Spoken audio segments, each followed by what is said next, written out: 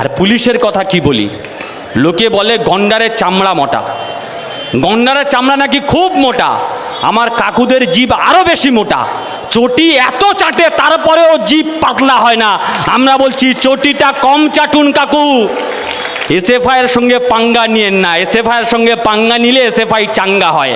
আর SFI যখন চাঙ্গা হয় ক্যাম্পাসে ক্যাম্পাসে তৃণমূল নাঙ্গা হয়। যারা সিসিটিভি নিয়ে লাফালাফি করছিল, স্বরূপনগরে যাবেন নাকি সিসিটিভি লাগাতে? পশ্চিমবঙ্গে আর 5টা ক্যাম্পাসে যাবেন সিসিটিভি লাগাতে?